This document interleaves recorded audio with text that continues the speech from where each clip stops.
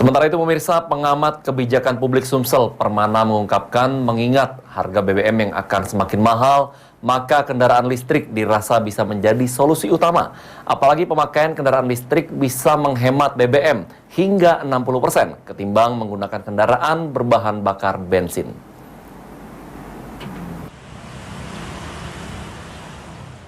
Rencana kenaikan harga bahan bakar minyak bersubsidi akhir-akhir ini selalu menjadi perbincangan hangat. Harga BBM yang semakin mahal dikhawatirkan bisa menekan daya beli masyarakat.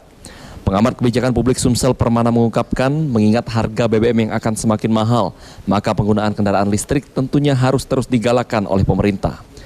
Kendaraan listrik sendiri bisa menjadi solusi utama di tengah mahalnya harga BBM yang terjadi saat ini. Apalagi pemakaian kendaraan listrik bisa menghemat BBM hingga 60% ketimbang menggunakan kendaraan berbahan bakar bensin. Namun sayangnya industri transportasi yang menggunakan baterai listrik belum tumbuh subur di dalam negeri. Bahkan harga kendaraan listrik masih terbilang mahal. Permana berharap pemerintah dapat mendorong percepatan pembangunan infrastruktur kendaraan listrik di Indonesia.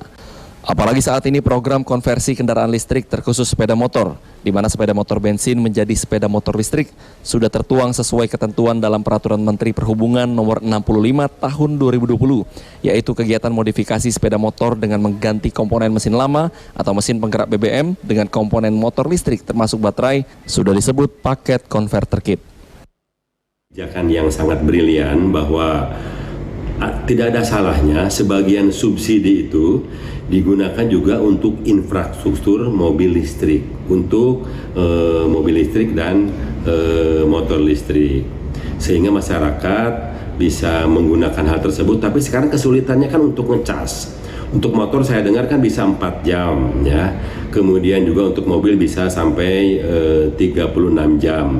Nah, tinggal sekarang infrastruktur untuk motor dan mobil listrik ini disiapkan oleh pemerintah infrastrukturnya. Jadi artinya kalau kita sudah motor berjalan 4 jam dari sini mungkin ke Sekayu, di tengah jalan itu ada untuk casan listriknya. Nah, ini barangkali ini sudah harus dipikirkan ke depan, karena bahan bakar fosil ini lambat laun akan berkurang dan manusia akan bertambah, aktivitas ekonomi juga akan meningkat, sehingga mau tidak mau mobil listrik dan motor listrik adalah merupakan jadi pilihan. Okta Alfarisi.